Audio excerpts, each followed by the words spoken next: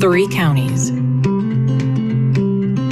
24 cities, working together, accomplishing more than any of us could alone.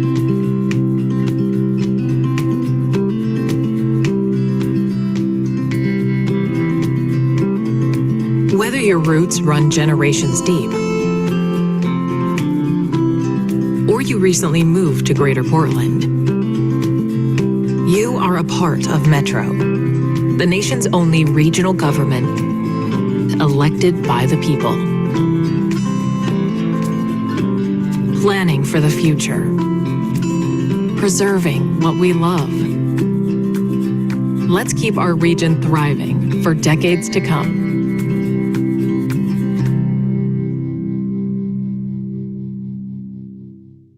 Hello, I'm Rory. You may have seen me at my desk as you came into the Metro Regional Center. Welcome.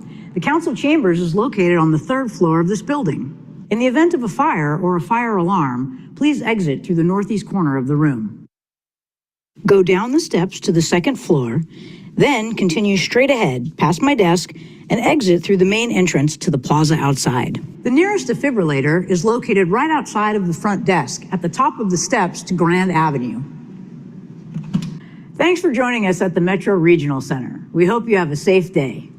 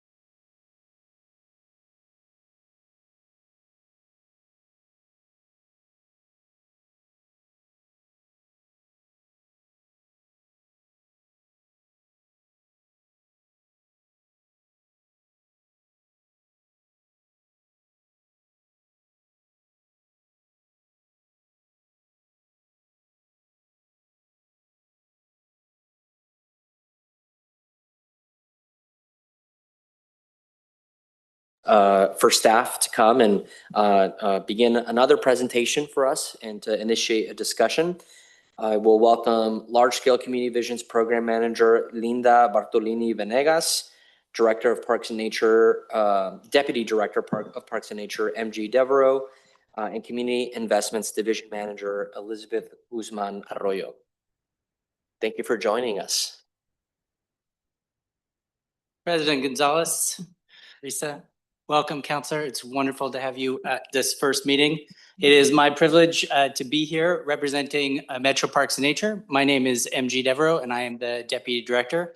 And I am privileged next to me to have a wonderful team of our grant manager, Elizabeth Guzman Arroyo, and the Large Scale Community Vision Project Manager, Linda Bartolini Venegas.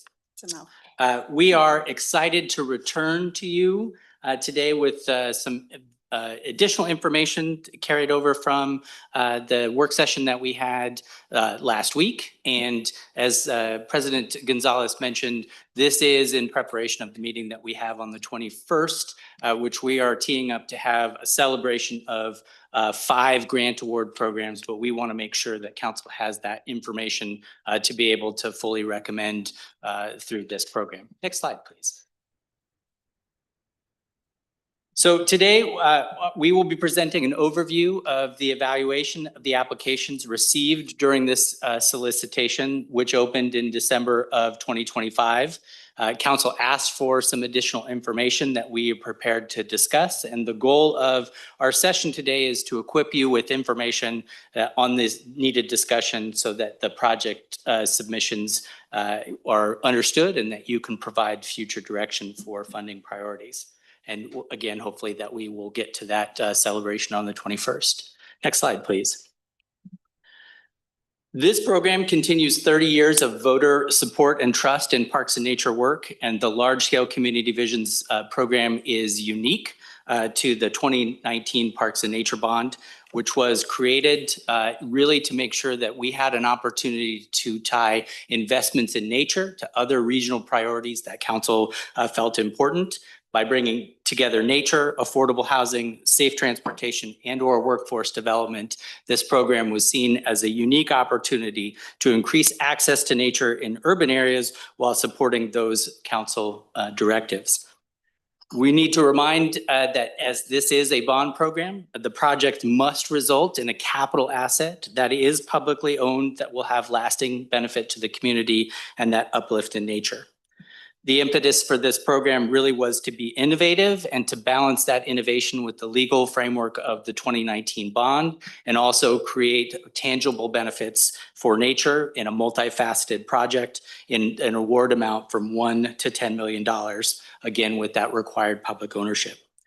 The projects that are here for your consideration are all amazing projects and all have incredible ideas and ways that they may benefit the community. It is no easy job for our staff to go through these applications and apply those grant criteria to make sure that we are upholding not only the legal structures of the bond, but also direction from council to make sure that we have bond expenditure by 2031. And with that, I will turn it over to Elizabeth. Thank you, MG. Good morning, Council President Gonzalez and Metro councilors. Next slide, please. Okay, so before we dive into the projects themselves, we wanted to go over the review process used to evaluate the applications that were submitted for this program. As you all know, the Large Scale Community Visions program uses a two-stage application process reviewed by an interdisciplinary staff technical team comprised of subject matter experts from planning and development, parks and nature, and government affairs and policy departments. The two-stage process includes a letter of interest stage as well as a full application stage. At each stage, the staff technical team are evaluating project proposals with program criteria adopted by council in 2022 and then reaffirmed by council in 2024. To ensure a thorough process along with reviewing the lengthy application submissions that come through, the staff technical team also conduct in-person site-specific site visits for each of the projects submitted. The third cycle of Large Scale Community Visions opened in December of 2025 and received 11 letters of interest. 4 LOIs submitted did not advance to the full application stage as they did not meet minimum eligibility criteria requirements.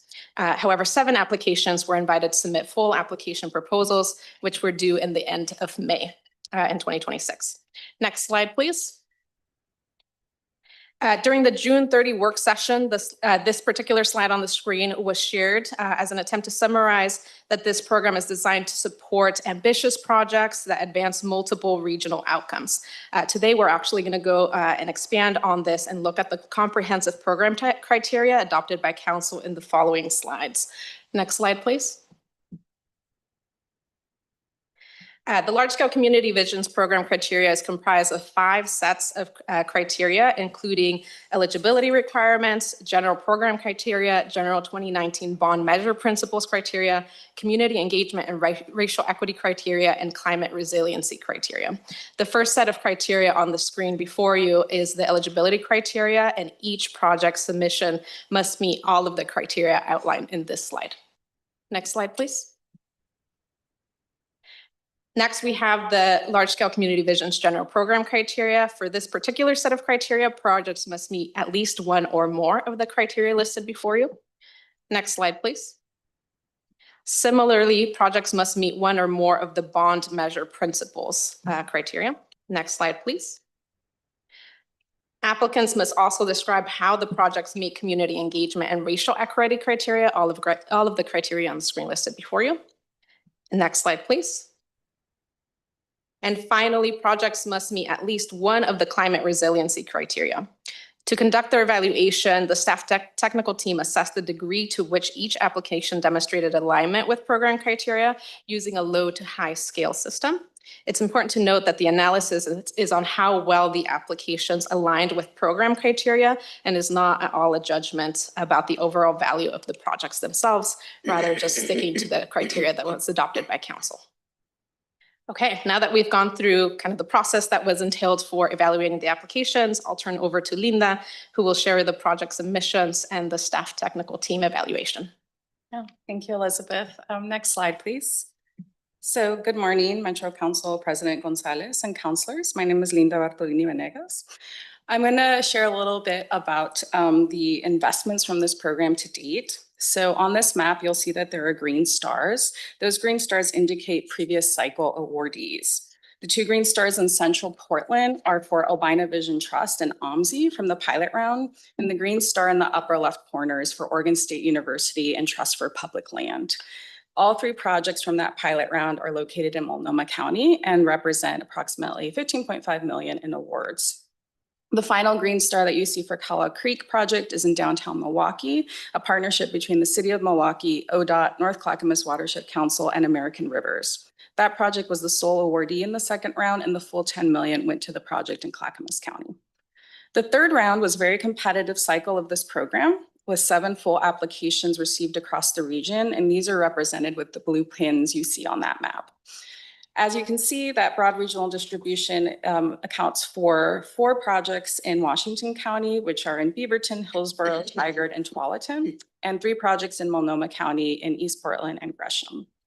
When we were here on June 30th, we presented on each of the projects, and today I'll provide a brief overview of the projects as well as information provided by the applicants about impacts and opportunities presented by the possibility of a partial award. Next slide, please. Okay, so this slide has all of the applications that were received this round. I'm going to go through them one by one, just a brief overview of each project as a reminder, and then a little bit about what a partial award might mean for each applicant.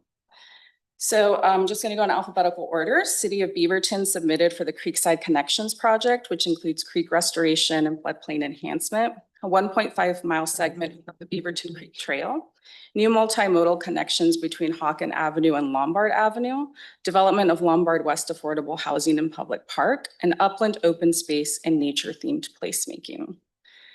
Creekside Connections could be scaled with an award of $1.6 million. The modified scope for the next phase of work would include nature uplift elements of the public park at Lombard West Affordable Housing Development, which is already under public ownership and adjacent to regional transit, and targeted property acquisition along the Beaverton Creek corridor to enhance stream health, improve connectivity, and reduce barriers to future development.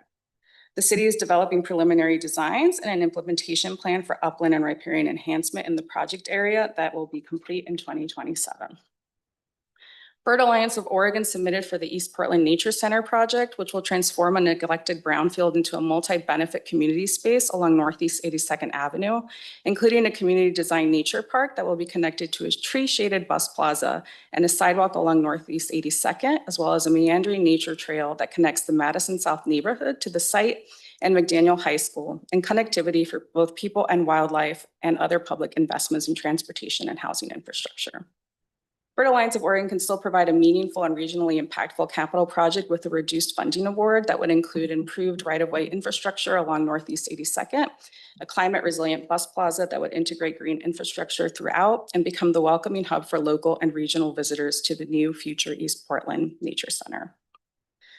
Mount Hood Community College, in partnership with the East Multnomah Soil and Water Conservation District, submitted for the Kelly Creek Dam Removal and Restoration Project. Located in the center of the Mount Hood Community College campus, it's a connectivity project at every scale, restoring habitat, creating healthier waters, linking fragmented habitat in the Metro Greenway, and connecting people to nature through an accessible trail tied to transit and campus routes. The Kelly Creek project team applied to both the capital grants and large-scale community visions programs for the precise amount of funding needed for each component of the capital project. Lowering the award amount of large-scale community vision would introduce uncertainty to the schedule and overall fundraising plan. A reduction would require that construction take place in a phased approach, resulting in higher construction costs due to multiple mobilizations and ongoing inflation in the construction field. Multnomah County submitted for the Vance Vision Park project, which will transform a 40-acre industrial gap into a vibrant regional park that serves as the ecological and social hive for the Rockwood and Centennial neighborhoods, and offers an opportunity to break ground on a community-led vision a decade in the making in an area of our region with minimal options for park funding. If there's a bit of a phased approach for Multnomah County, if awarded in the 1.6 to 2 million range, Multnomah County would be able to advance design and permitting for construction documents. An additional 1 million would get the project through 100% construction documents to bid documents. Awards over 4 million would secure partial construction for phase 1A of the project, as well as advancing the clean fill acceptance program.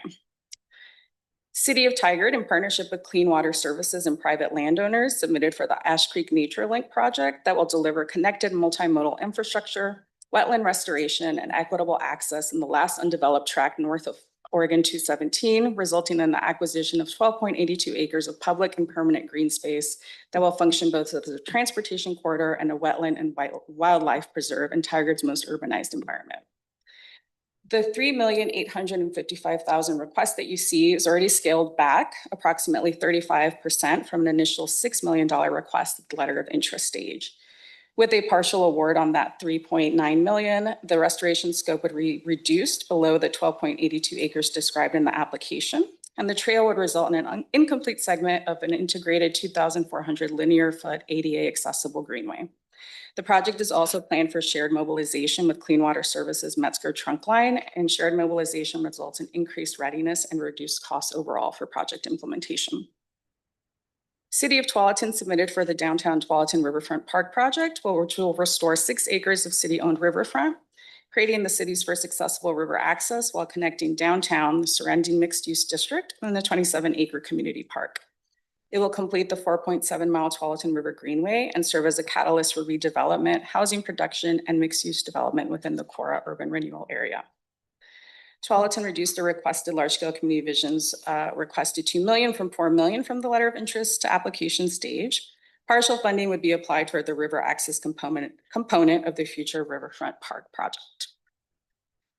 And Working Theory Farm, in partnership with Centro Cultural and City of Hillsborough, submitted for the Working Theory Farm project, which will acquire 24 acres of working farmland, protecting an invaluable farm park for habitat, nature access, and active community programs in rapidly urbanizing South Hillsborough.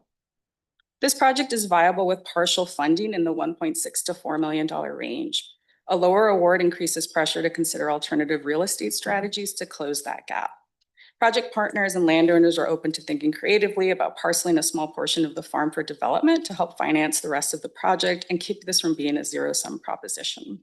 A larger award would help Working Theory Farm preserve the whole 24 acres, but the project team is open to considering alternatives for 2 to 6 acres of pasture to preserve the irreplaceable community benefit of the site as a whole. That was a lot of information, but I just wanted to make sure you all had that. So next slide, please. So staff evaluation, this round of funding received, as you just heard, a really strong pool of applications for projects that would provide significant benefits to communities across the region.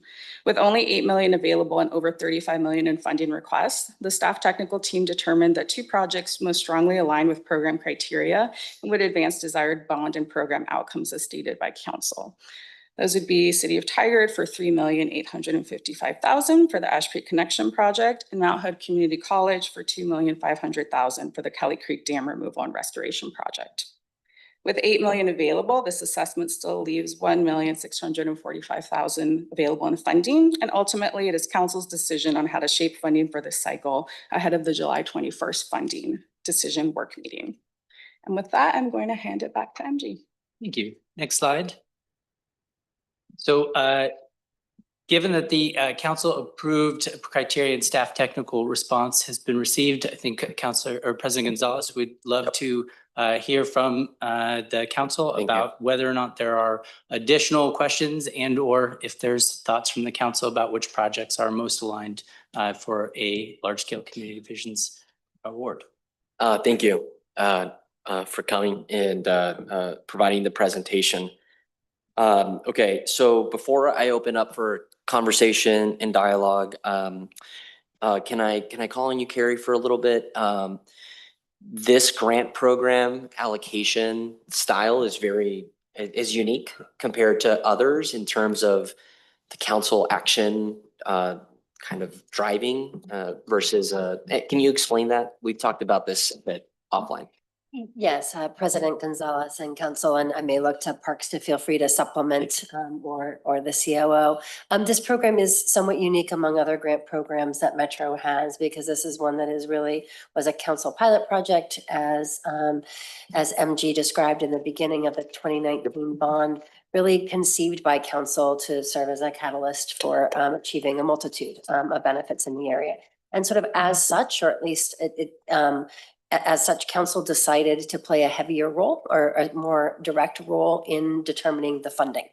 And this is something that you've seen staff work through in those last two sessions of how much does council really want a staff recommendation versus how much do you want a staff technical analysis. So staff has presented you their technical analysis under that rubric for this for council decision. And to aid that, I think council staff has made some recommendations of those that in their technical review hit the marks in the highest, but that is their technical review for council decision.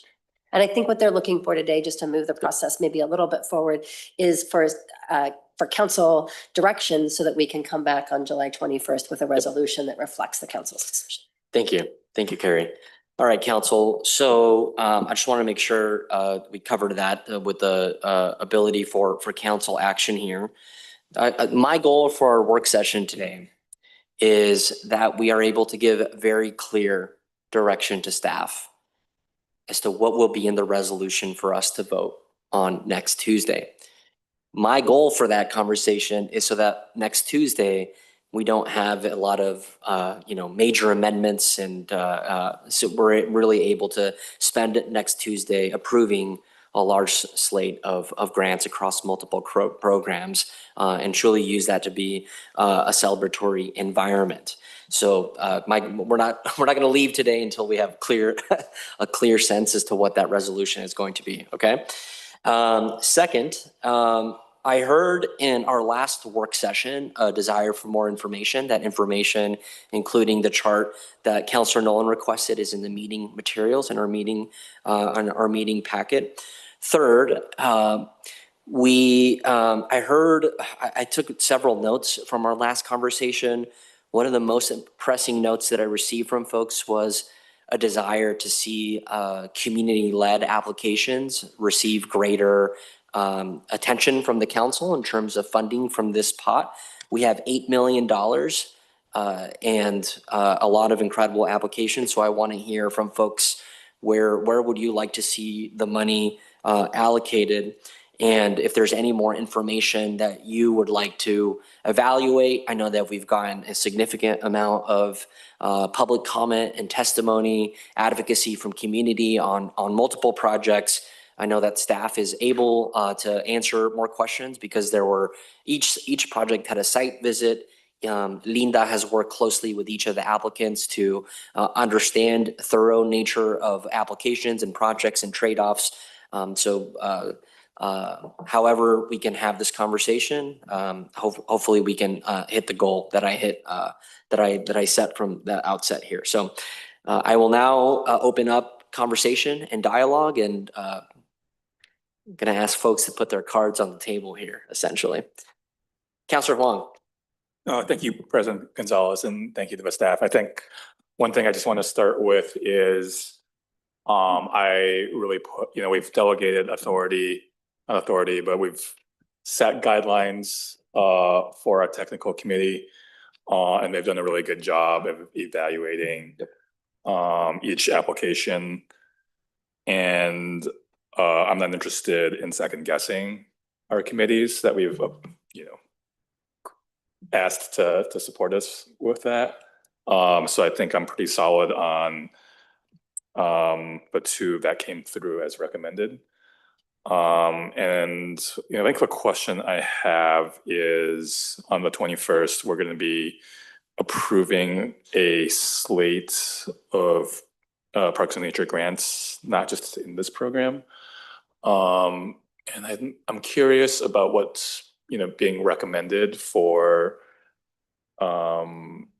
nature neighborhood capital grants that supplement or complement some of these existing projects. And also how, we have multiple tools in our disposal from the 2019 bond and how they might complement each other. So I think I understand that the Mountain Hood project will have multiple awards. I'm not sure if any others will. But then I guess my main question would actually be how much kind of flexibility is there between these two grant programs if we're looking at the outcome that we hope to accomplish? Is there flexibility in movement? If we're looking at, we want this project to be successful, but there's different buckets to pull from. I don't know if Carrie, if you have a thought on that.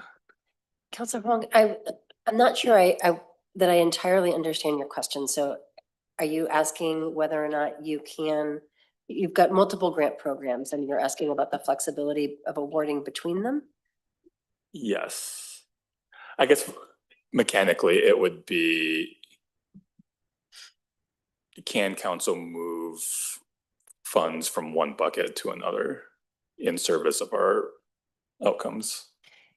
Councilor Huang, I'm going to need to refer to the bond for a moment, and I can circle back if you guys want to go on to questions and answer that question. There are limitations between most of our bond programs, and I would look to MG or Linda, any of the staff here to see if they can answer that off the top of their head. And then also, quickly look at the bond. Another legal question would be, if a grantee was awarded both buckets, is it one grant award that we give them, or are they in two separate grant awards that accomplish the same goal, but we have to manage two grant awards? I mean, they both get checks from Metro, right? So mechanically, how would that work?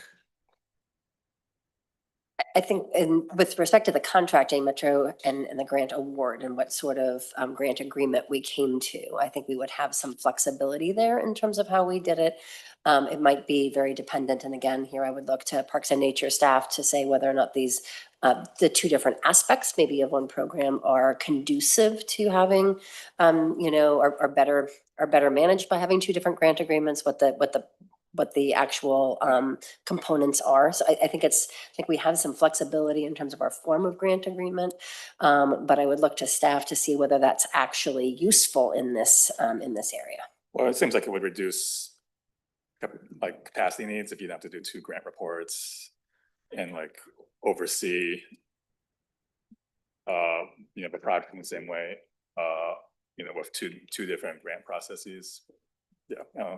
Councilor Wong, can I ask a clarifying question just real quickly? When you're talking about those other grant programs, are you talking about potentially reordering the allocation for this cycle, or are you talking about funds that may be available in another cycle in one of those other grant programs? Both. Okay. I just want to understand the options that are on the table. I'll let Elizabeth jump in, but probably at this late date, trying to reconfigure the other slate of grants may be difficult, and each of the grant, and it's what Carrie and Michelle are probably conferring about, each of those grant programs have different criteria. So we might be able to put together one grant agreement for the disbursement of funds, but we would need to make sure that the reporting mechanisms for each of those grants covered what we've said to the Oversight Committee and to the voters we would be reporting on. But Elizabeth probably has much more details than we do. Thank you, Angie. That's correct. Each one of the grant programs, both capital grants and large scale community visions, have their own handbook and criteria that has been approved previously by council. There is some overlap in that criteria, but there's also clear distinctions in that criteria. Very clear example is the level of match required for each one of the grants, and also Metro funding cannot be utilized to satisfy those match requirements, regardless of which program they're receiving funding from. You had a question, Councilor Juan, around who is receiving other potential capital grants out of the 7 slates of large-scale community visions programs or applications. There's 2. Tualatin is being recommended for a $2 million grant for capital grants. Per their budget in the application, they've secured $3.7 million in funding to date. That doesn't include capital grants. The second one is Mount Hood Community College for Kelly Creek. They're being recommended for $1,997,557 in capital grants, and they've secured approximately $2.8 million in funding to date. As Linda stated earlier, the applicants did submit the project that they are needing for completion. Kelly Creek specifically let us know that they are counting on both awards in order to fulfill the dam removal and the full restoration of the project. And a decrease in the award would potentially delay or prohibit the project from moving forward. Understood. And then for, if everything goes smoothly on the 21st, like just as taking Mount Hood as an example, would you then execute one grant agreement that satisfies kind of both buckets? Or would it be, do you intend to do it separately? We would need to confer with OMA to get their analysis as to whether the recommendation is to do one joint agreement outlining the requirements of both grant programs or to do separate grant agreements. So I would look to OMA for their guidance on that. Before you, I know that I had a similar question on that. I mean, assuming both are approved, my understanding is that the grant applications for the Mount Hood Community College project, they each have independent utility and are proposing two separate construction projects. I mean, I guess the reading between the lines also of what Councilor Huang wants to understand is if both were approved, would there be cost savings? And if so, merging it into a single construction project, and how much cost savings would there be in that merger that would then free up our ability to give more grant funding elsewhere? I think that is maybe more of a direct way of also trying to get to that. That's my direct question. Yeah, is that what you were looking for too? Okay, great, thanks. And Councilor Huang and Council, I think, hearing this discussion, looking back at some of the program criteria, while it is legally possible to do that, I would assume that we probably wouldn't, given the different requirements of each grant program. So I would have, for council's assumption, I would recommend in terms of grant award agreements, thinking of these as distinct. They may have related outcomes. They may have some of those other benefits. But hearing this discussion, looking back at some of our bond criteria, listening in particular to what Elizabeth was walking through, I think the more likely answer in our starting place would be that it's better to do these as two separate grant agreements, given the criteria that have been set forth. Yeah. And then what I'm hearing is we don't have anticipated cost savings by. That is correct. Yeah, in preparation for today, we did reach out to each one of the applicants to see what scalability might look like for their projects. And the Kelly Creek team did let us know that there aren't necessarily cost savings. They submitted their budget as needed for their current budget needs.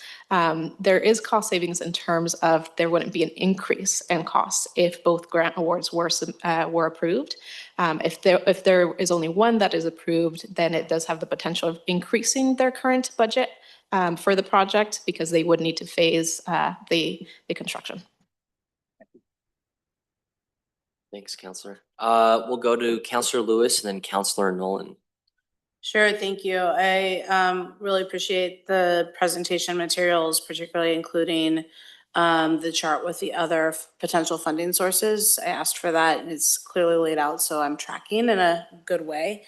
And I guess following up on the two that are in the staff recommendation, I think Mount Hood Community College obviously scores extremely well. And the point that project is at with its readiness, in particular, if we do award it the Nature Neighborhood Grant, like that hits it out of the park for me. So want to continue to lift up that project as a top priority. The other project that was in recommendation is Tigard. Tigard says they have no more local share. Did any of their local share get used as a match for the project as presented? Metro funding cannot be used as match for the projects. Good, got it. Okay, understood. So then that brings me to this idea that was proposed that we would not actually spend our entire budget. And for me, that's not adequate. So I am very interested in lifting up two additional projects. Bird Alliance, for me, is the next highest ranking because it absolutely is the project that we envisioned when we developed this program in terms of being able to nature up a major transportation corridor where we have commitments, where we are managing a project that is dramatically going to change that corridor for the eastern half of the region. So I want to see Bird Alliance funded with these funds.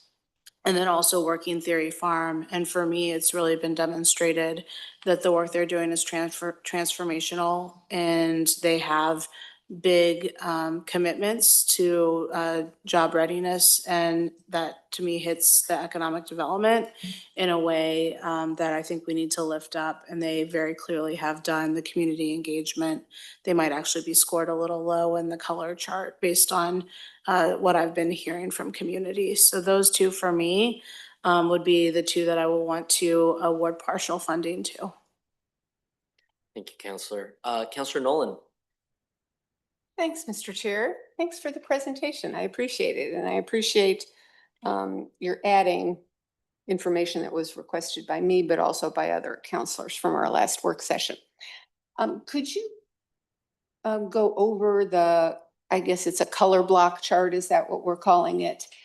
And talk about how that has evolved since we first saw it, because it doesn't look like it's exactly the same, which is not surprising if you've gone back and kind of sharpened your pencils a little bit. So I'd appreciate understanding how it has evolved. Yes, absolutely, Councilor Nolan. If we could put on the screen back the PowerPoint and go to slide number 32.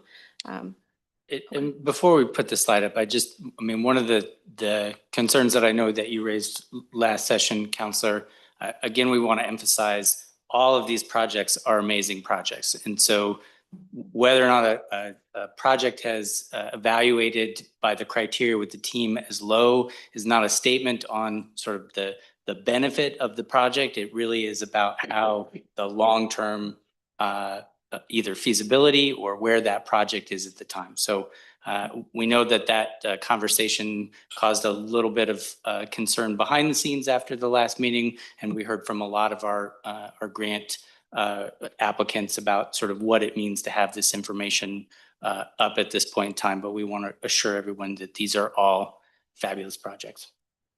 No doubt. We're grading on a bell curve, though. We are grading to the amount of money we have available. Thank you, MJ. Okay, so on the screen, you can see the application evaluation overview. As mentioned earlier, the staff technical team assessed the degree to which each application demonstrated alignment with the program criteria, utilizing a low to high scale. High indicates the application clearly demonstrates alignment with bond and program criteria and shows a high level of readiness to advance to implementation within the bond timeline of June 2031 spend down. Medium indicates the application demonstrates alignment with bond and program criteria, but includes some elements that would benefit from further development, and low indicates more limited alignment with bond and program criteria. The high, medium, low determination seen on the screen indicates how well an application aligns with program criteria, and as MG mentioned, it's not a judgment about the overall value of the projects. Each project that was submitted for funding will certainly be a great asset to the community. To your question, Councilor Nolan, around what are some of the changes that have happened since the last work session. Predominantly, it's formatting changes, but then there's also some changes reflected, feedback from various different councilor members that were shared with us, pulling apart some elements that were previously clustered together. Linda, do you want to speak more on those? Yes, so the main changes were formatting, color coding, the organization at the top to increase, make it more easier to read, hopefully. And then we broke out public ownership, just to be clear on each one where public ownership is. And then we broke out capital asset, just to be really clear on, like, is there a capital asset as what is demonstrated in the application? If I might ask a couple of Please specific do. questions, thanks. So I heard you present this morning, and check me if I misunderstood, that you inquired of, for example, City of Tigard, whether they had local funds available through our grant, and they said no. Am I right about that? We inquired if they had remaining local share funding available, and all of their local funding has been utilized. So one way to interpret that is that this project wasn't important enough to them to fund out of their available funds locally, but now they're asking the region to fund it out of a project that's a round of grant applications that's dramatically oversubscribed. Just putting that out there.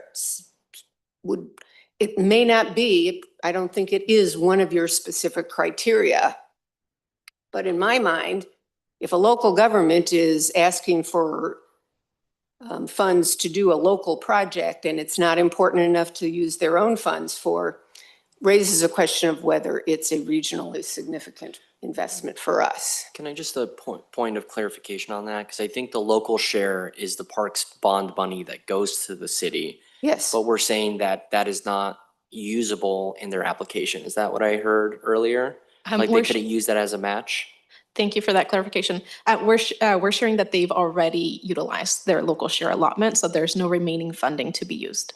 Okay, thank you. And But that's my point, Mr. Chair. yeah, of course. Okay. That they received funds through the bond, like every local government does. And they had other things that were more important to them to use those funds for. And now they're asking us to spend our very constrained funds to fund their project. I see. Okay, So- so I see that you want to contribute to this. I thought I heard before in one of the last counselor questions that local share is not a matchable expense for this grant program. Did I hear that incorrectly? They could still use their local share if they had local share available, but it wouldn't count to the program match that's established in the handbook. Okay. So it would be all right. additional funding, but not to the match that Okay, we've all right. allocated. So both things are true. Okay, great. Thank you. I just want to make sure I Yep. was hearing the things correctly. It gets kind of down in the weeds. Thank you, President Gonzalez. And this may be more down in the weeds, but I feel like additional context that could be helpful to your statement, Councilor Nolan, is that the local share amounts are often not very much. And I wonder if staff could share how much funding in local share the city of Tigard had, because I'm almost certain it was much less than the requested amount. I see Elizabeth pulling up her. Yes, let me open up that document real quick. Great. Do you have any other questions, Counselor Nolan? I do. While that data point is looked up for us? I do. I join Councilor Lewis in finding a lot that's compelling in the working theory farm proposal. And maybe I'm remembering incorrectly, but I thought they had been, that proposal had been more highly evaluated earlier. Did I get that wrong? I can speak to that a little bit, and it might be helpful, Carrie, actually, if you could speak to the public ownership piece, because I imagine that would come up since Bird Alliance has been referenced a few times, and as you can tell from the table is ranked highly, but we do have that public ownership piece that would be helpful if you could elaborate on. Yes, so President Gonzalez, Council, Carrie McLaren, I'm happy to speak to the requirement of the bond for the ownership. I'm going to look to staff to sort of say what the status is, but this is a general obligation bond, and one of the requirements of general obligation bonds is that the work is capital work. So there's a capital asset that results, and that capital asset is owned by a public entity. So I would not allow nonprofits to be the owner of the capital asset. And that's been a critical issue and somewhat candidly of a sticking point, I think, for some of the applications by nonprofits is where's the government partner coming into the project. So as to the actual status, I'd look to staff to sort of say where that is on the Bird Alliance, but that's a core requirement that cannot be massaged or otherwise, constructed. Thank you, Carrie. Real quick, I want to go back to the local share allocation. I believe it was for Tigard. Is that correct, Councilor Nolan? Yes, please. Yes, Okay. so- That jumped out on the chart for me, yes. Of course.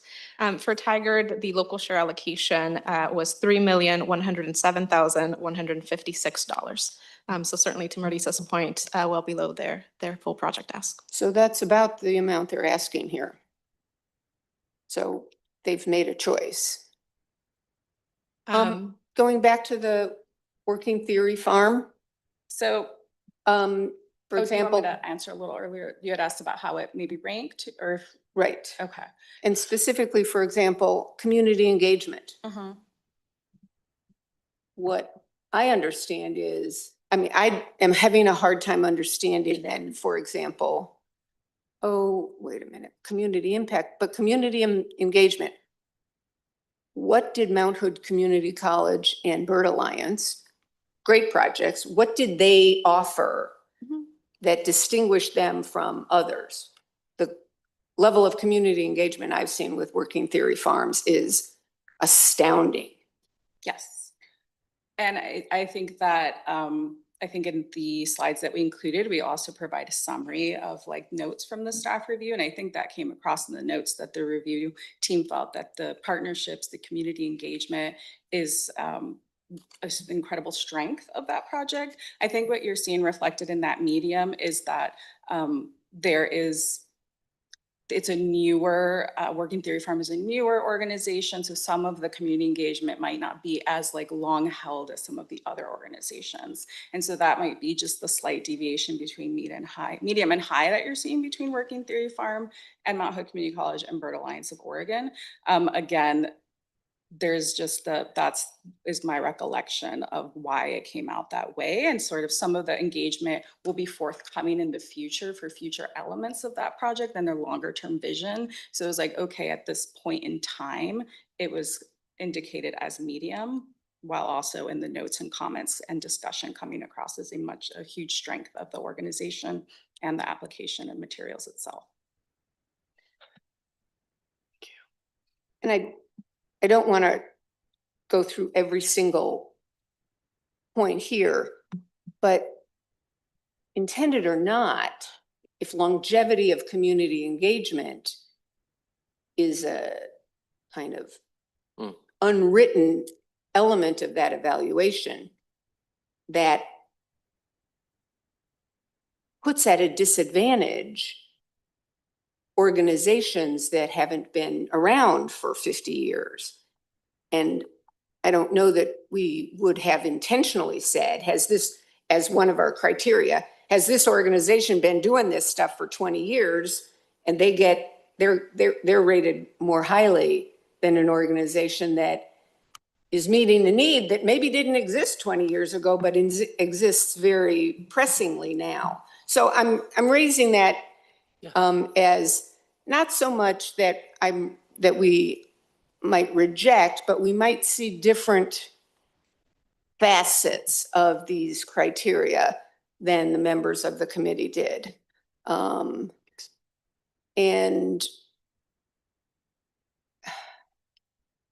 I love me the Bird Alliance, I'm a member.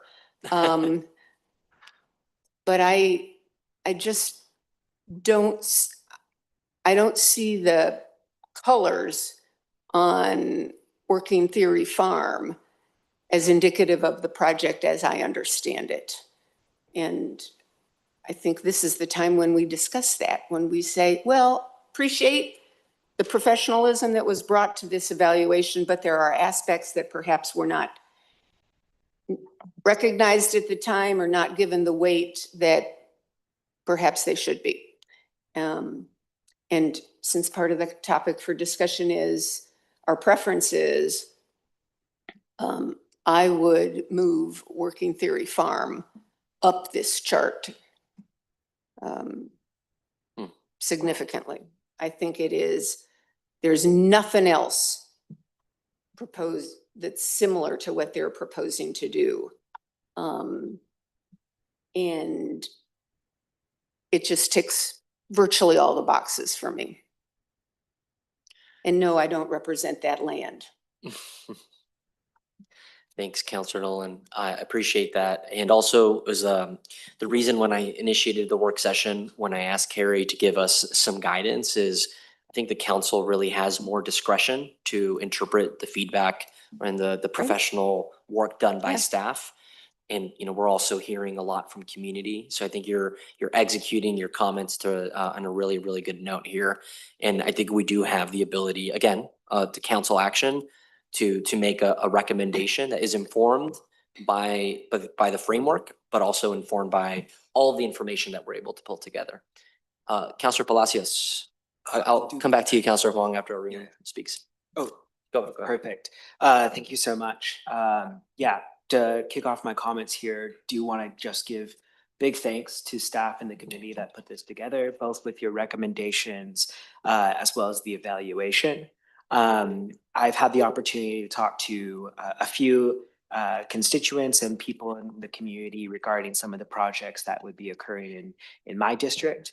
Having reviewed a lot of the materials that have been presented and the conversations that I've been able to have since Thursday, I'm very thankful for all the information that has been given.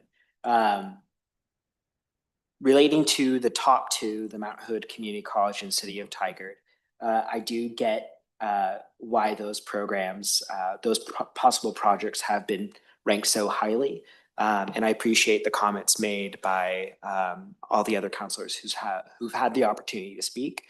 Some of the, I guess, a primary point that I want to echo is both from Councilor Lewis and Councilor Nolan regarding the working theory farms. And I will say, Councilor Nolan, that this is my district. It's okay. Yeah. With my experiences and the work that I've done in my professional roles, a lot of what I see happening at Working Theory Farm, both in the work that they do directly with the kiddos, in addition to the partnership with the city, knowing that the city of Hillsborough has already chipped in and made that very clear to the community as well as the owners of the land. I believe that they submitted something about intent to sell. Is that correct? Yes, so Working Theory Farm did submit a resolution from City of Hillsborough committing to ownership as well as a funding commitment. I believe it's 2 million, but I might be incorrect. It's lots of numbers. So And then there's also a letter submitted from the landowner who is a willing seller on the project. cool. Yeah, those particular aspects of the administrative side of things with getting this moved over to the city for ownership, as well as the impact that it could have for the community. I really do appreciate also the nature of that focus. And again, to echo some of the comments made, the unique nature of this type of project.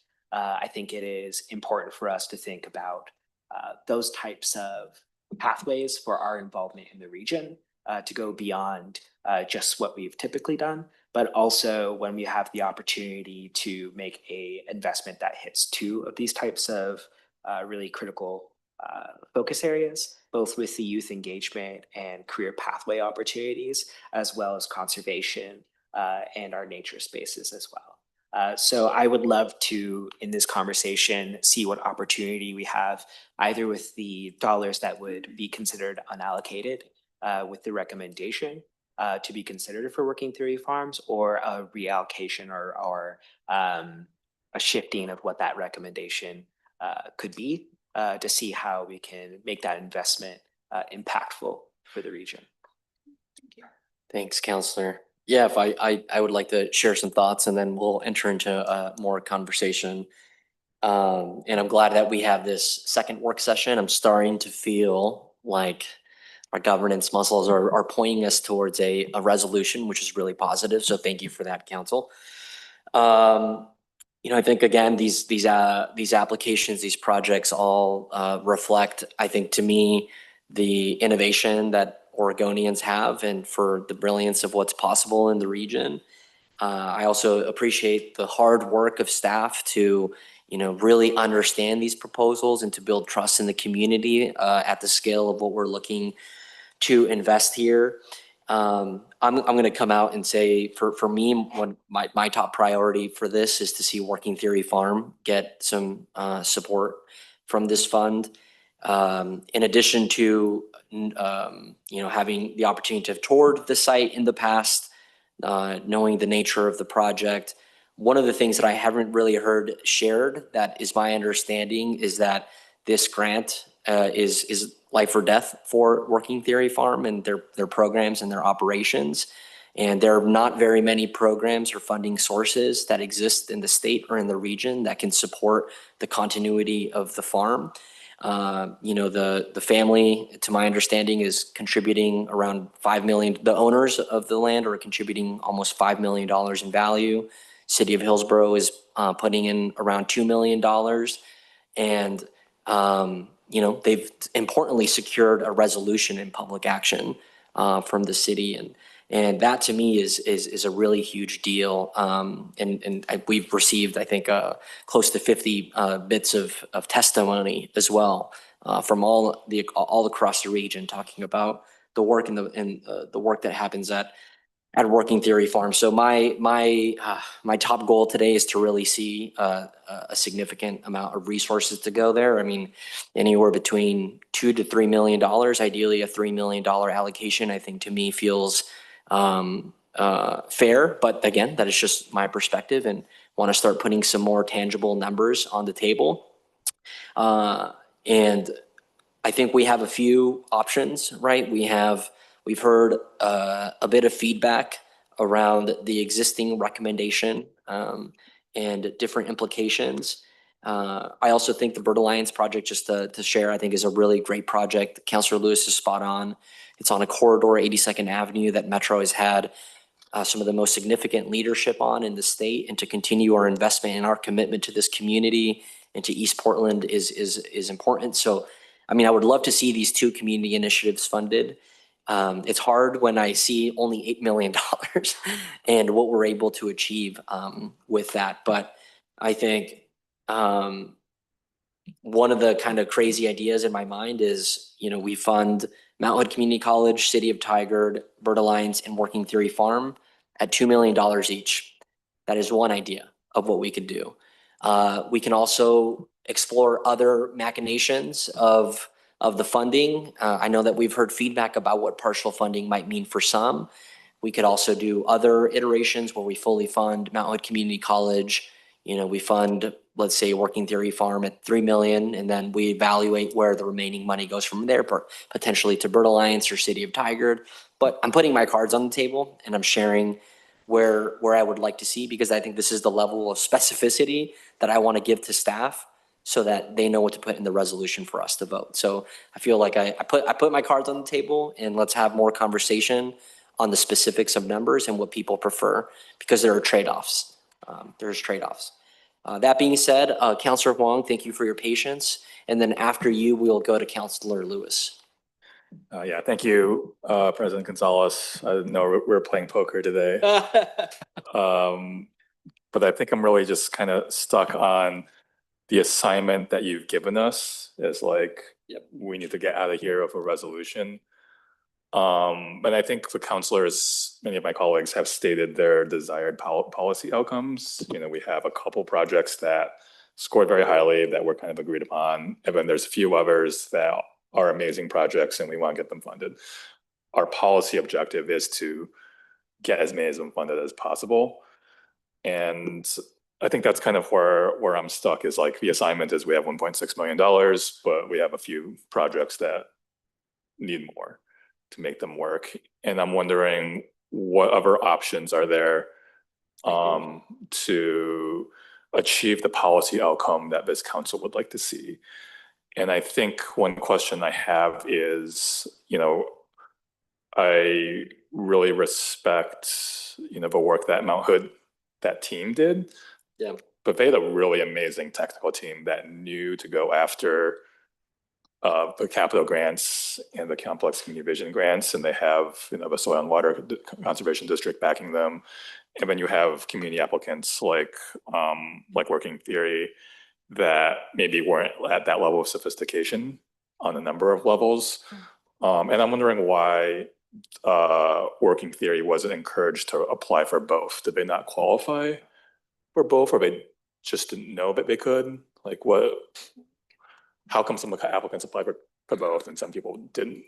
Yes, in early meetings with all of the applicants, we did inform them of all of the potential grant opportunities that Metro offered, including capital grants. Some did choose to apply for both programs, and others did not. Linda, do you want to add anything?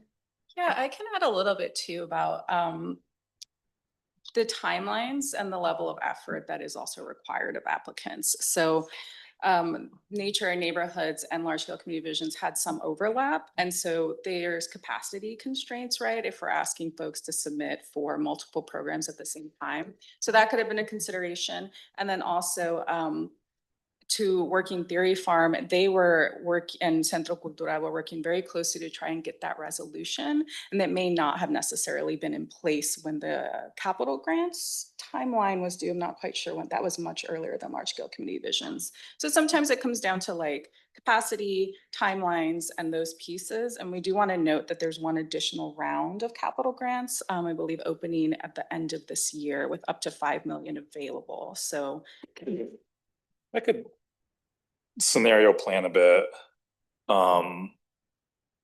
Hypothetically, if Working Theory was awarded the remainder from this pot, they could then go and apply for capital grants, but that's a whole year of delay. And our objective as this council was to save the farm, and we have the money between two pots. It's just the administrative burden is too great to apply for both, and then you gotta wait another year. Are there any possibilities where we can accelerate that timeline for the capital grants so that the money can be moved more quickly to achieve that policy goal?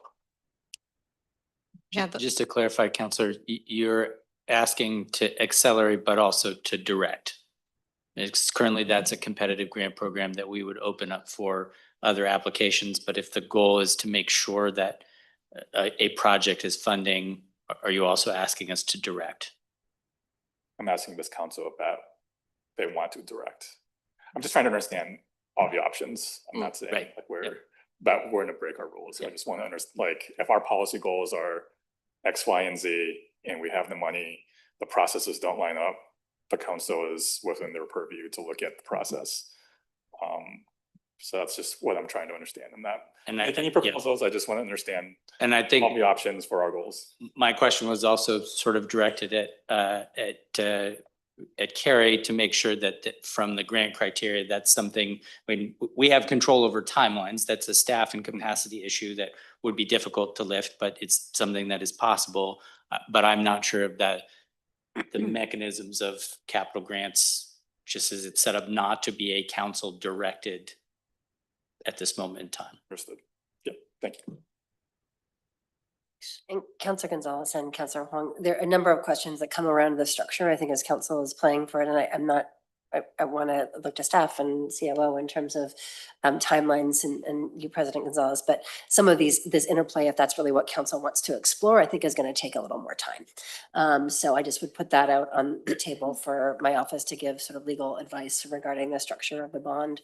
Very happy to look into those, to that interplay, but I don't think we had envisioned today yet sort of borrowing and trading from other pots as part of the conversation, just candidly. Carrie, is it okay if I add one thing? So I just wanted to add some context around the process for capital grants. As it's been set up by council direction, it's an external grant review committee that reviews all of those applications.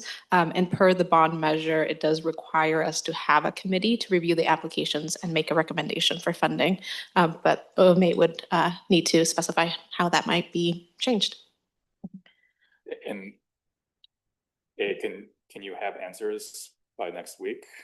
And B, can we move money from capital grants to this program? President Gonzalez and Councilor Huang, yes, we could have answers by then, certainly, and we could even probably have answers by Thursday if we wanted to bring, to continue this conversation there. Secondly, with respect to the current construct of the bond measure as adopted by council under resolution, is that the grant programs are up to amounts and you cannot transfer additional funding to them. So that answer under the current construct of the bond is. Thank you. Okay, let's keep the conversation going. Councilor Lewis and Councilor Nolan. Thank you so much. I really appreciate that line of questioning. Counselor, when you said we have 1.6 million, I would actually argue we don't. We have 8 million, right? Because you're assuming full funding of the 2 from staff rec. You're right. Before going to the next 2 projects. And I don't think I'm in the exact same place as our council president with 2, 2, 2, 2, but I am dialing down the dollars. Potentially the one that I am looking for some guidance on is City of Tigard.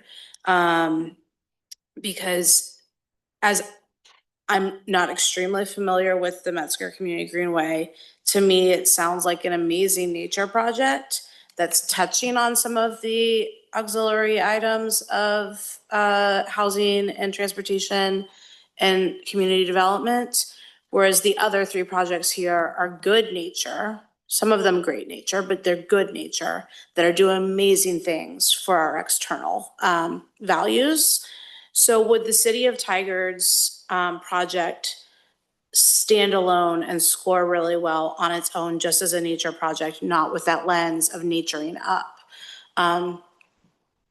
Would you say it would be extremely competitive for a nature and neighborhoods grant? Understanding you're not the external review Sure, committee. yes, I'm just representing the view, like what the staff review team has assessed, right? And it might be helpful to pull up slide 26 if we can, just to show the conceptual image of what the City of Tigard, if fully funded and implemented, what it would look like. I just think it's a helpful visual. So while that is being pulled up, I can speak a little bit to, so currently that is an underutilized, I guess you would say, field. And so the investment would really restore the whole area. It's wetlands. It's one of the last wetland large tracts in the region that can be restored. So here we goes the visual. So there's already existing affordable housing in the region or in that immediate vicinity. So it creates access to nature immediately for a significant number of. But that's housing is already there. It's not It is additional already housing. there. Yes, Okay. it is already there. So the other element that will be built, which you can kind of see in the top corner, it's a transportation improvement. So there's going to be a bridge over Oregon 217 that is currently in the feasibility process. I think approximately 370,000 is allocated to that feasibility and conceptual design currently. So that process is underway, but that's the other component in the transportation piece. And then there's some safety and street improvements that will just make the whole area more accessible and safe for a community that will access this nature element. Okay. Yeah, I think I would be interested in giving them partial funding in order to free up additional dollars within that $8 million for the other 2 projects, with strong encouragement for them to apply for nature and neighborhood or other transportation related funding through Metro that I would be excited to support in other buckets. So for me, when I'm looking at Mount Hood, in my kind of mental math, I'll keep Mount Hood at 2.5. I'll reduce City of Tigard in order to get more to work with my colleagues on kind of coming to consensus on how to give both Working Theory Farm and Bird Alliance meaningful but still partial funding. Because it does no good to give somebody $500,000 of this kind of burdensome money. Thanks. And do you have any numbers or targets in mind of what you would like to see as meaningful, or are you looking for a staff I do, recommendation? but there's other people. Okay, I'm great. just moving us. Yeah, great. I'm trying to see if I can Thanks, move you a little bit more. Oh, you want me to say everything? No, come back to me later. I will. No, thank you. Thank you for moving this forward. I appreciate that. Councilor Nolan? Thanks. Sorry, I'm going to open up a previous discussion because I'm not sure I agree with the conclusion. Who sets the up to limit and what's the mechanism that's used to set the up to limit? Is it in the bond itself? President Gonzalez, Councilor Nolan, yes. The bond measure adopted by council in resolution 19, I can pull up the actual number, 19-4988 by the council set up to limits between, for certain of the bond programs. So when the council referred the measure to the voters? Yes, and so I think that some of the questions, yes, in the measure that was referred to the voters, certain grant programs had up to limits. I think the overall structure was that if those funds weren't spent within, 5 years, council then had folks who be assured of that amount of funding being available for a while. If that amount of funding wasn't utilized after 5 years or sometime thereafter, council had the prerogative to, or was announcing its prerogative to take and transfer monies from those programs to either take care of Metro Parks or to the Protect and Restore program. And I see MG nodding, so I don't know if you want to add anything to that. Happy for your affirmation. Yeah, just there's for large scale community visions, there's actually 2 restrictions written into the bond. One is the up to 10 million, and there's a notion that it's per year. So we would have an annual cap on the 10 million. So then I really want to understand the nuance here. Is it up to a total of 30 million or is it up to a total of 10 million a year? 10 million per cycle per year, 30 million total. And why are there only 3 cycles in a 10-year bond? The full allocation of this bucket of money in the bond was 50, and some of that is segregated for another project, and so we had 30 million to hand out in an annual cycle up to $10 million. So the bond says up to 50 million. Okay. Okay. I'm just trying to see if there's a path to what Councilor Wong was suggesting. Is there another part of the bond that council does have discretion to redirect budget? Put another $4 million in this category? I'm not asking for 35 million to hit all of them. We can have that debate if you want to, Mr. Chair, but I'm looking for ways to implement what seems to me to be a pretty clear consensus of the council in today's discussion, which, Mr. Chair, I want to thank you for the opportunity to have this. Yeah, for sure. Kind of open discussions in ways that allow us to get into how policies support each other or maybe conflict with each other. And here's where those conflicts get resolved. Yeah, thanks. So I'm going to lean on Marisa, and I also see Andrew, Deputy COO, has joined us because to help answer and explain. And I'm also trying to weigh what feels like, we want to solve a problem today, and could be seismic shifts to our parks and nature program structure, in general, and it could create other issues in other areas, right? So I want to make sure we understand that. Got that. And again, my goal is for us to all be able to vote on this next Tuesday. So the more complicated we try and make these colossal shifts, the least likely that we are able to do that on Tuesday. We do always have the ability to, delay the large scale community vision vote. That is not my goal because I don't think that we're going to surface new information. We're just delaying a decision that we kind of already need to make.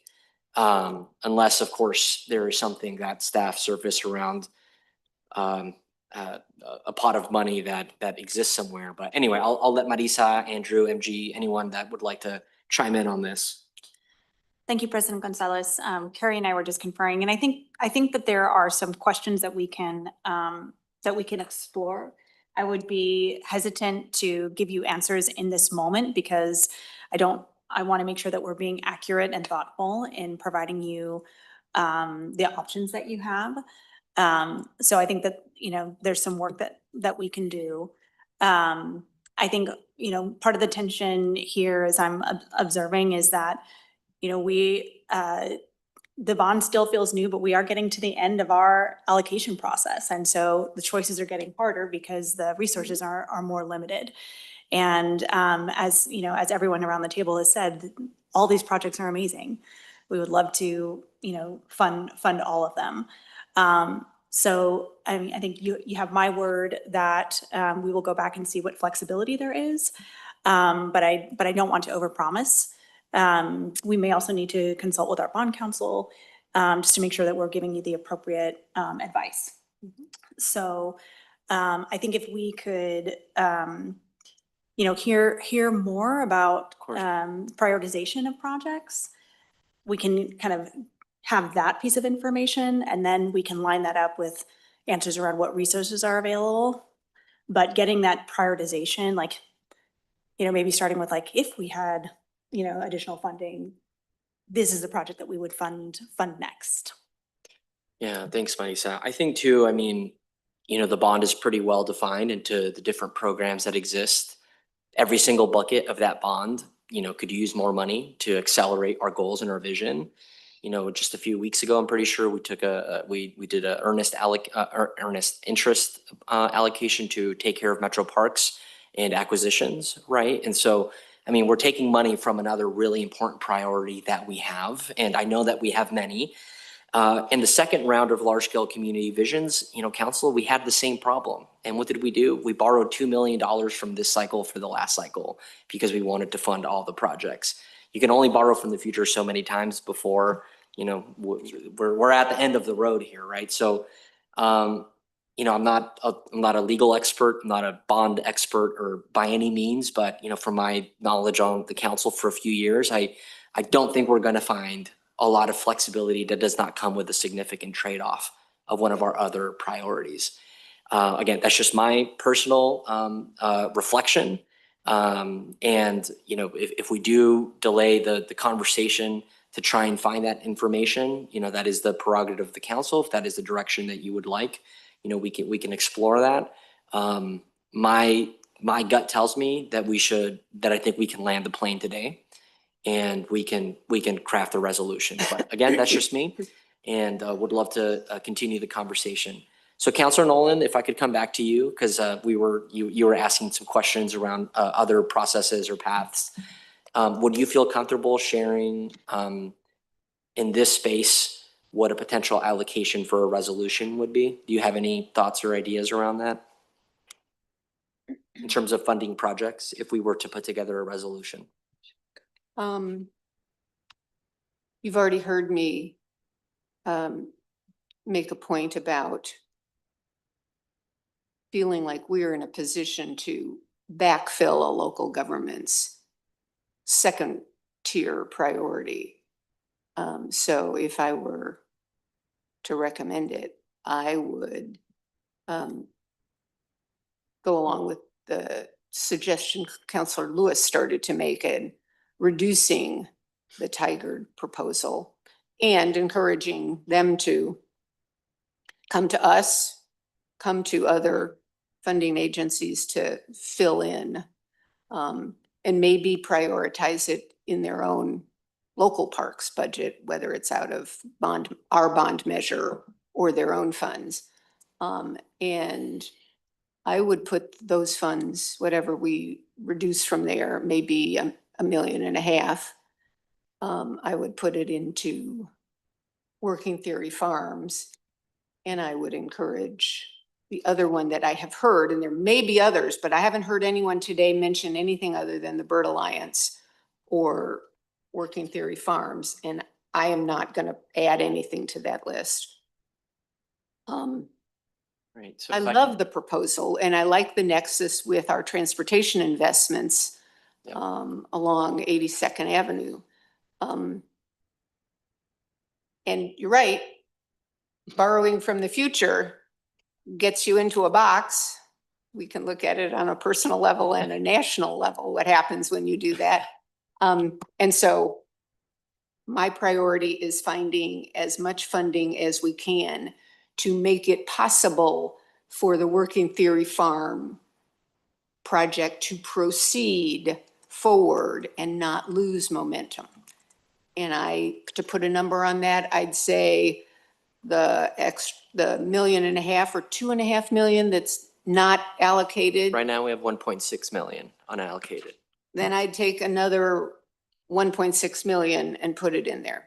for 3 million total to working theory. So 1.6. That's 3.2, but yeah. 3.2? Yeah. And I'd take it out of Tigard. Not that it's not a fabulous project, but matching to this particular program, I think Working Theory Farm is a better match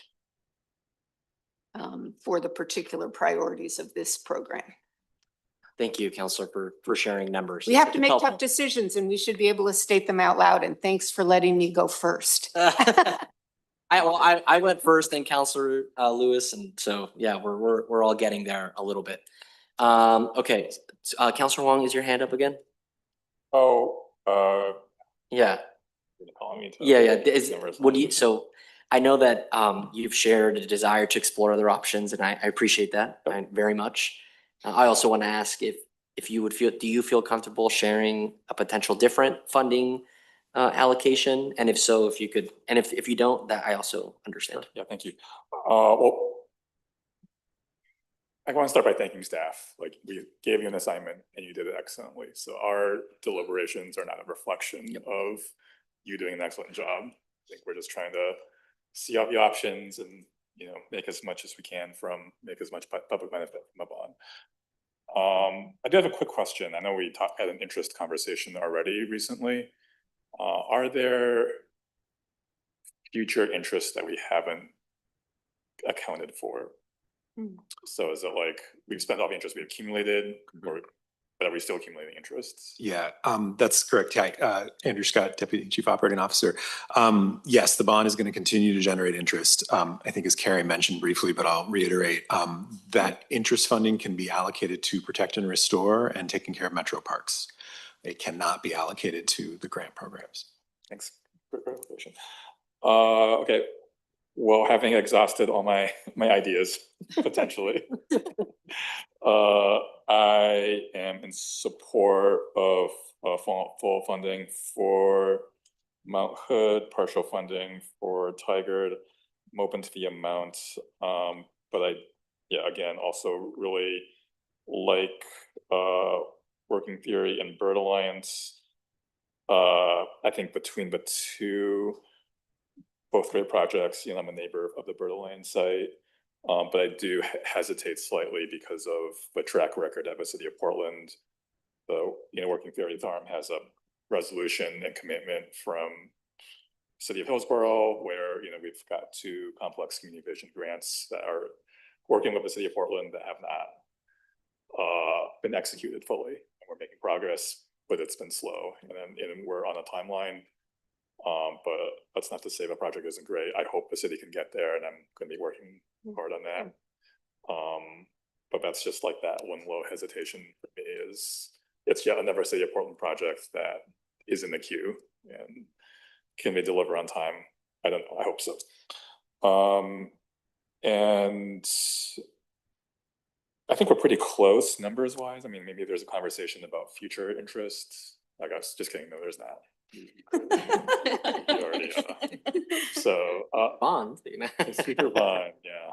But yeah, I think for today, yeah, carving out some additional resource from partial funding for Tigard makes the most sense. I don't know the best dollar amount. Open to that, but that's the approach I'm taking. Thank you, Councilor. I appreciate that. Councilor Lewis, your hand up again, and then Councilor Rosenthal. I'm going to ask you to share some thoughts as well. Councilor Lewis. Yeah, sure. Thank you. Just wanted to hop in and thank colleagues for keeping Mount Hood whole. Just want to remind us, this is the opportunity to remove a dam. And every other place this happens, it takes a lot of time and a lot of careful planning. And not to say this isn't taking some time in planning, but the fact that we might be able to do this with just 2 metro grants and be ready to go, that's a really big deal. So keeping that project whole. However, staff, if there are any efficiencies in the world in which they get both grants, bring that information back to us, because I think any savings, we would want it to be on this side of the house and not the other side of the house. And we would be putting it towards Working Theory Farm in my mind. So that would be kind of my late ad here. I heard 3.2 for Working Theory Farm. That's a reasonable sounding number to me. And then when it comes to Bird Alliance, I would like them to be at the 2 level, which I know cuts Tigard pretty low. And I just wanted to ask if we are at that lower level at Tigard, if that's enough for them to even move forward, because they probably have come today thinking that they are in a very good spot because of the staff recommendation. And I don't know if we contemplated with them or had a conversation about what partial funding would look like and what's the minimum required for them to have enough that they can move forward. Do we ask them that? Yes, So and before you answer, just like I did some math here. So 2.532, I think would leave $500,000. So I think like just to quantify that, if you could answer the question with that price tag in mind. Thanks, Linda. well, I wouldn't be able to give you exact specifics with that number. We did ask, so one thing just to frame is that when we talk to the applicants, we do very clearly state that this is the final decision is the discretion of council. So this is where the staff evaluation lands. However, as we've indicated, council is the decision maker on it. So I do anticipate that folks in the room and applicants that are watching remotely are aware and cognizant of that. I can definitely revisit with Tigard now that, you know, they've heard some of these conversations and what actual numbers sound like, because the initial ask was what would a partial award, how would that look like, and what could be scalable? Knowing that budgets and design and construction are complex, can be a conversation that we can follow up with on that number now that it's been articulated. And I don't know, MG, if there's anything else to add on for any of the other. No, but maybe President Gonzalez was asking you to repeat what that scalability from Tigard. Yes, I can share the original talking point from Tigard, which is that. I think you already shared it, but just like Yes, of course. Sorry for misunderstanding. So their request of 3.855 million is, you know, already scaled back from the initial 6 million request, but with the partial award, they would have to reduce the restoration scope, and they would also have to, would likely be challenged to complete the full length of the trail. And the idea is that they would be implementing the work in conjunction with Clean Water Services work with that muddy trunk line. So it does create some feasibility complications is my understanding, but I do not have concrete numbers around that. Thank you. Yeah, so maybe I didn't mean 500,000, because again, this is a lot of work just for that. So yeah, I might be advocating for $1 million for Tigard. Okay, I'm gonna write that down.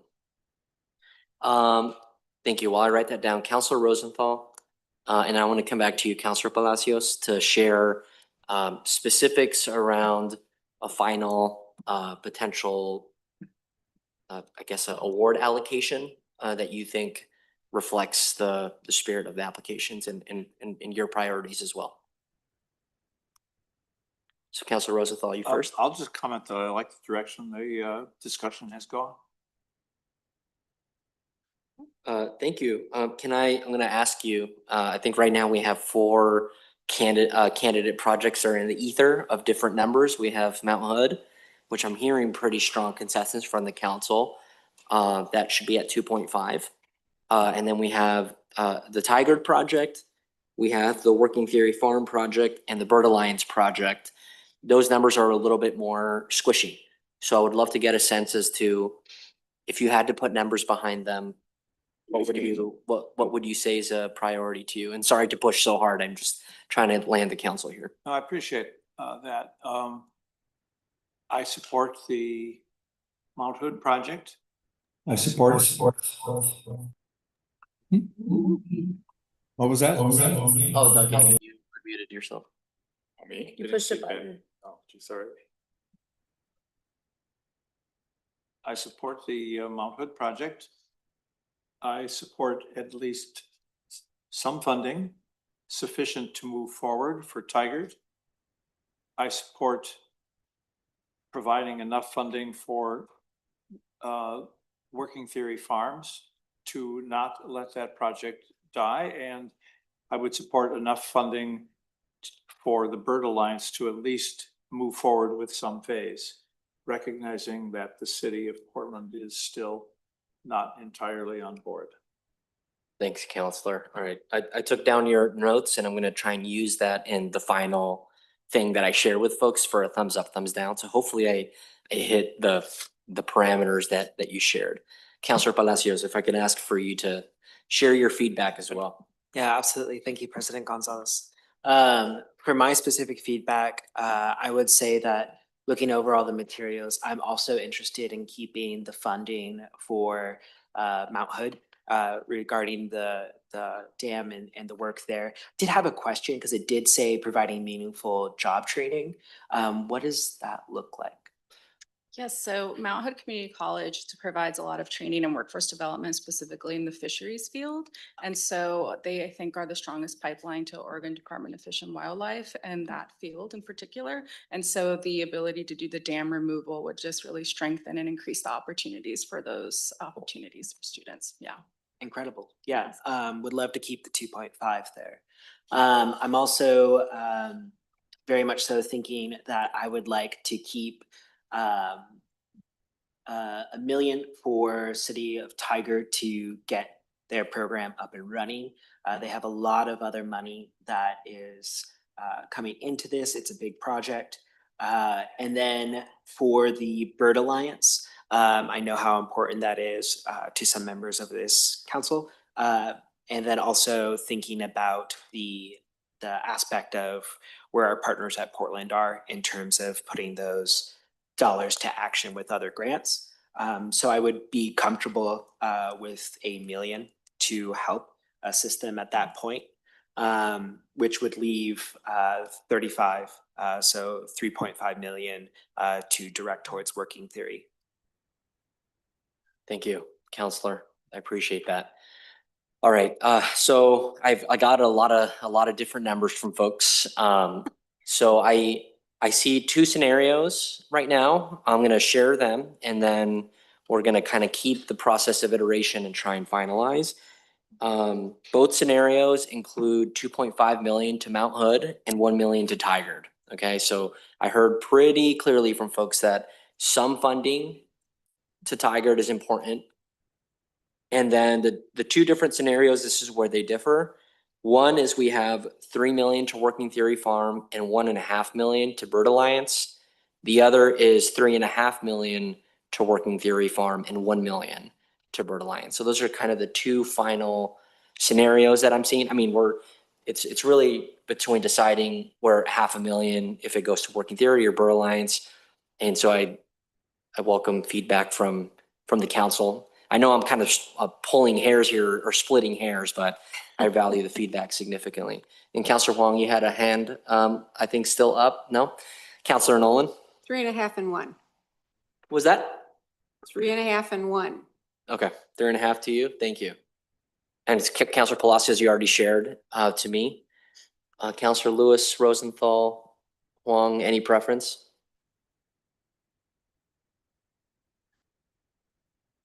I'm not gonna go first. I feel like we're cutting Tigard more substantially than we should. Mm. And I'm not sure where to take it from. I do like the Bird Alliance project. And I thought the minimum viability for Working Theory was 3. So maybe I'd start there. So you do the 3 to Working Theory, 1.5 to Bird Alliance? Is that, or are you also thinking 1.5 to Tigard instead as your preference? Let me count here. Yeah, I'm at 2.5 Mount Hood, Working Theory 2, Tigard 2, Bird Alliance 1.5. So, I'm sorry, I'm gonna have to, can you repeat that? 2.5 Mount Hood, Working Theory at 2, Tigard at 2, Bird Alliance at 1.5. Councilor Lewis. Mount Hood 2.5, Working Theory 3, Bird Alliance 1, Tigard 1.5. Okay. In response to what Councilor just said. I'll concur with Councilor Lewis. All right, thank you. All right, I think we have a recommendation for staff here then. Sorry, I know you've been watching us make some sausage here.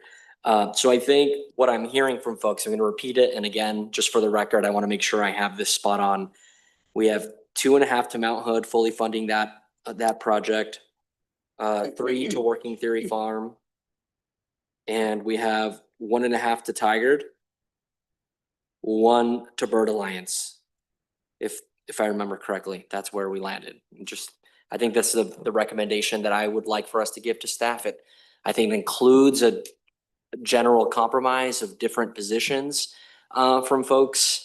And again, to all the folks that are watching from the different applicants, we appreciate you for applying. And I think this council had the very challenging duty of allocating limited resources to the best of our ability. But Councilor Nolan and Councilor Huang, I see your hands are up.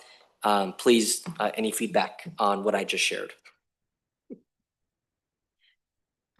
I will not go first anymore. Because our thoughts got washed out by the later conversation. But I'm not going to quibble over $500,000.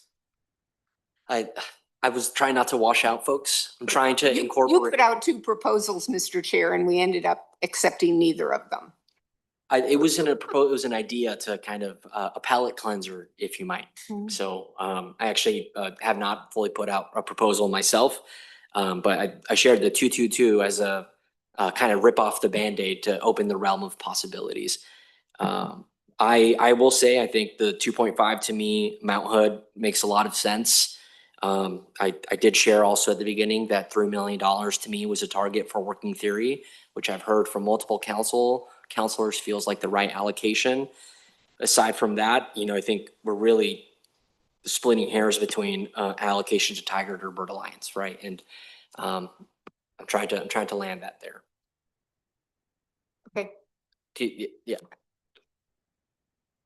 I think the $500,000 for additional for Tigard came out of Working Theory, not Bird Alliance, but maybe I'm wrong. We're close enough and the discussion was really productive. I appreciate the way you have set up the conversation and conducted it so that we could actually accept the good professional work that staff has done for us and add our policy pixie dust to the conversation. Thanks, Councilor. Love for the pixie dust to create more money, Councilor Huang, is your hand up again? Yeah, gosh, I'm pretty happy with how this is landing. Like I said, last work session, I really want to prioritize the community organizations that bring forward their compelling visions. I think we've done that. So I thank councilors for considering that. And my last question for staff is, with this allocation, are we breaking anything? Is there anything that we're not considering? Does this disrupt projects, processes? Like,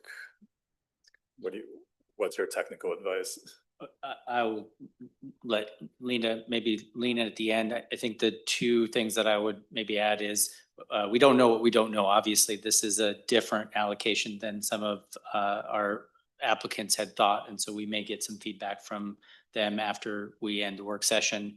I think the other question that I would have is to your earlier comments, Councilor Wong, about public partners. Is there other language that you want us to consider in the resolution that would help facilitate a faster conversation for Bird Alliance with the city, and or is there some consideration of if that relationship does not develop? That's right. Similar to what you've done with the other 2 awards, that we want to note that.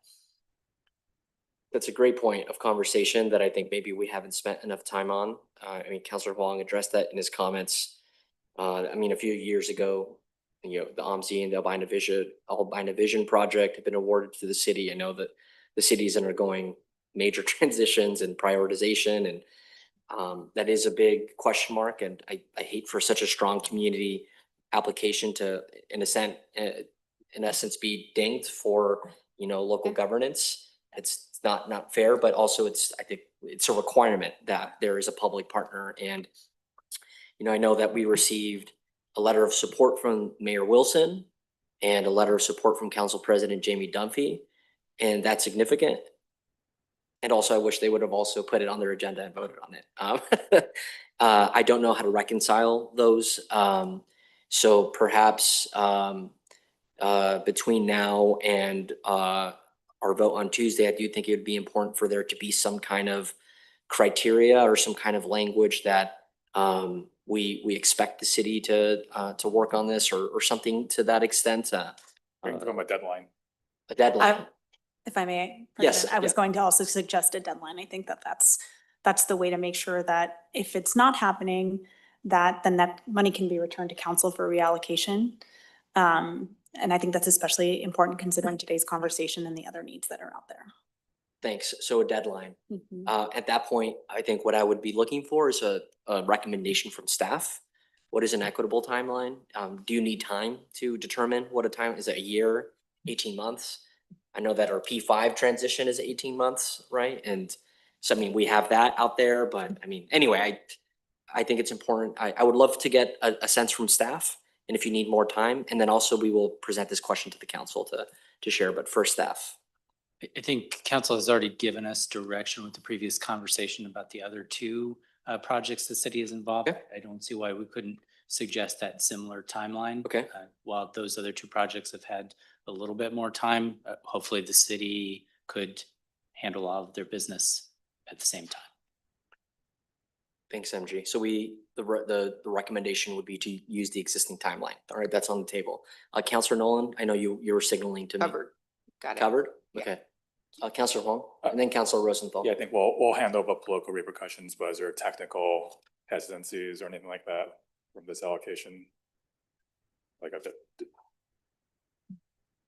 Can you clarify what you mean by technical hesitancies? like, do you hesitate in your expert opinion on this, like that they won't be able to move forward because of partial funding, or that organizations that are now in won't be able to accomplish it because they're also receiving partial funding? I believe, at least from the information received up to today, Tigard is the main entity that we would have to have a follow-up conversation and see what an actual reduced award amount might mean and what the impact would be. And then we could definitely bring that back to council. But they would be eligible for nature neighborhoods. I believe so, right? They would be eligible to submit an application in the fall, yes. Okay, it's good to know. I would encourage. Okay, thank you. So, okay, Councilor Rosenthal.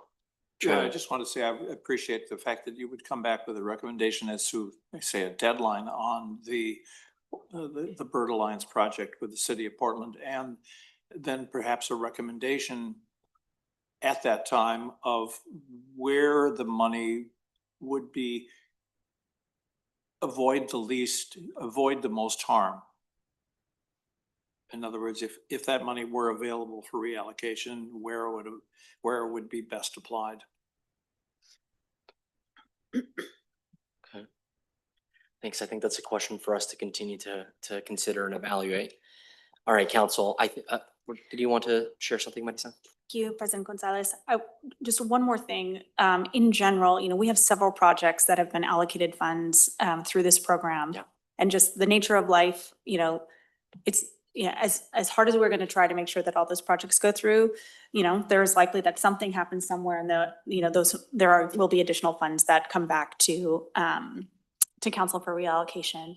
And it might be good to have a discussion, before that happens about, if that happens, then, how does council want to approach the reallocation? So not a conversation for today, but I just want to, put that placeholder out there. Great. Thanks, Marisa. Mhm. Yeah, I mean, we adopted the Parks and Nature Bond in 2019. The voters passed it, and then we had a one in a 100 years pandemic that took us all for a spin. Councilor Palacios, any final thoughts here? Yeah, I just wanted to echo some of the positive sentiments towards a timeline. I think anytime that we can help our partners have something to measure accountability in terms of when they're putting dollars to action is going to be really helpful in strengthening our partnership with them. So yeah, I'm a big fan of the timeline idea. Thanks, Councilor. All right, folks, I think we're approaching the end of our work session here. Again, thank you so much to staff for your hard work and for helping us understand the nuances of our decisions. And I know there's probably some follow-up, as you mentioned, with applicants. But I think I have pretty strong confidence that after the discussion today, if you could please assemble a resolution for a vote and action next week that includes a large-scale community vision allocation in the third cycle of $2.5 million to Mount Hood, $3 million to Working Theory Farm, $1.5 million to Tigard, and $1 million to Bird Alliance. Okay. Nice work. All right, council, great job. So we're close to ending our meeting, but first we will have a Chief Operating Officer Communication. Welcome back, Marisa. Thank you so much. No updates from me, but I will have some updates on Thursday. Thank you. Thank you. Council, any communication or updates to share with the group?